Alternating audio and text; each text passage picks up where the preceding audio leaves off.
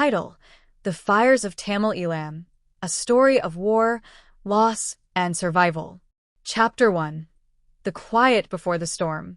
The village of Mullaitivu was a place of peace before the war. Surrounded by lush coconut groves and the rhythmic sounds of the Indian Ocean, the Tamil families who lived there led simple, fulfilling lives. Among them was Arul, a respected schoolteacher whose days were spent shaping young minds with stories of the Tamil kings and their rich history. His wife, Meena, ran a small food stall by the roadside, where the scent of fresh dosa and sambar would welcome weary travelers. Their only son, Kanan, was an ambitious boy with dreams of studying abroad.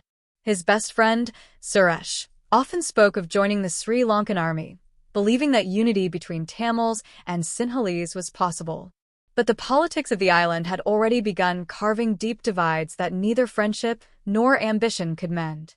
The year was 1983, the year that would change everything. Chapter 2. The Flames of Black July. Arul was in Colombo visiting an old friend when the riots began. The assassination of 13 Sri Lankan soldiers by the Tamil Tigers had ignited an inferno of violence. Sinhalese mobs, fueled by anger and political manipulation, stormed Tamil neighborhoods. Shops were looted, homes were burned, and families were torn apart. Arul's friend, a Sinhalese businessman named Nimal, risked his own life to hide him in a storeroom. "Stay here," Nimal whispered. "They are killing all the Tamil men they find." From his hiding place, Arul could hear the chaos. Screams of children, the roar of flames consuming homes, and the shouts of angry men filled the night. He knew he had to return to Mullaitivu, to his wife and son, but every road was blocked, every train stopped. Tamil men were being dragged from vehicles and lynched in broad daylight. It took him 3 weeks to find his way home. By then, nothing was the same. Chapter 3. The Birth of the Rebels. Black July radicalized thousands of Tamil youths. Kanan, who had once dreamed of studying in London, now spoke of revolution. He had seen too much: his cousin killed, his mother beaten when she tried to protect their home, the family's small bookshop reduced to ashes. The Tamil Tigers, led by Vellupillai Prabhakaran, were no longer just a small militant group. They had become a movement. One evening, as Arul sat under the banyan tree in the village square, Kanan approached him. "Appa," he said, his voice firm, "I'm joining the LTTE." Arul's heart shattered. "My son, war is not the answer. Education, diplomacy. Education won't save us, Appa.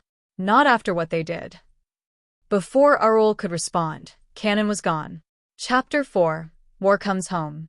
For years, war raged across the north and east.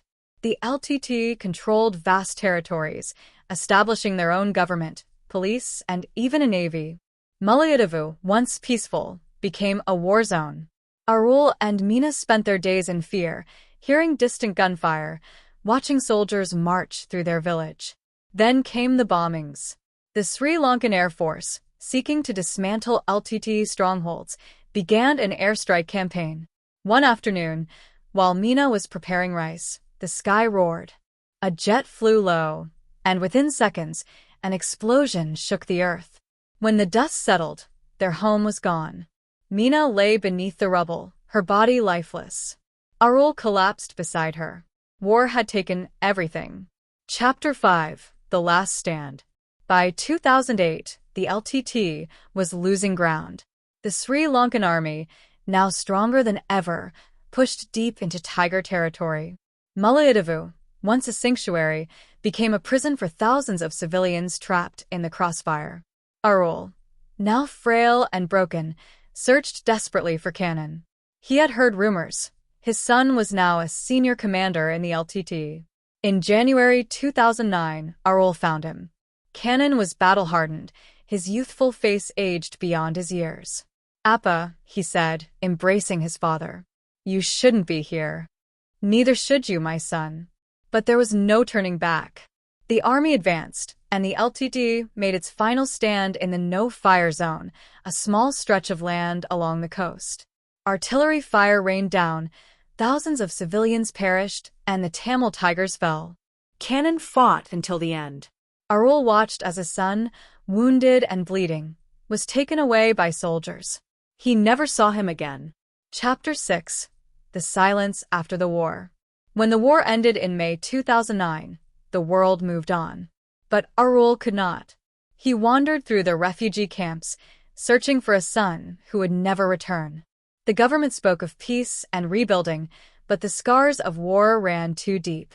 One evening, he sat by the ocean, listening to the waves crash against the shore. He closed his eyes and whispered a prayer for Cannon, for Mina, for all those lost.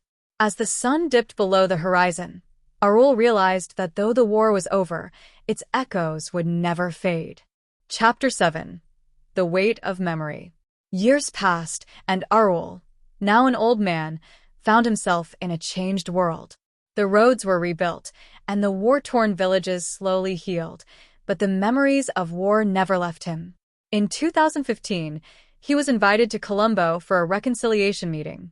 He sat among Sinhalese and Tamil elders, each sharing their own loss. A former Sri Lankan soldier, now aged and weary, stood up and spoke. "I was in Mullaitivu in 2009, he admitted. I saw things I cannot forget. I took lives. But I also saw a father searching for his son. I see that father here today." Arul looked up, his eyes locking with the soldiers. For a moment, silence filled the room. Then, Arul nodded, the weight of a lifetime of grief and hope settling in his heart. Maybe, just maybe, healing was possible. Chapter 8. A Future in the Ashes. As Arul aged, he chose to dedicate his remaining years to teaching the next generation about peace and unity. He returned to his old school in Mullaitivu, now rebuilt, and spoke to children about history, not just war, but culture, resilience, and the power of understanding. One day, a young girl asked, "Master, will there be another war?" Arul sighed and placed a gentle hand on the girl's head. "Not if we remember the past and choose a different path." Conclusion. This story of Tamil Eelam is not just about war. It is about the people who lived through it, those who fought, and those who suffered. It is a story of loss, but also of resilience.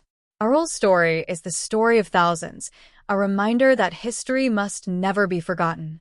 For those who lived through it, and for those who will remember. If you like this video, don't forget to like, subscribe, and become a part of our community. Here, you'll find historical wars, inspiring stories, and unique content based on real events. If you want to see more engaging and fact-based stories, hit the bell icon to get notified about our latest videos instantly. Your support means the world to us. Leave a comment and let us know what topics you'd like us to cover next. Raising hands fire. Bell, subscribe, share, and help us bring these incredible stories to the world.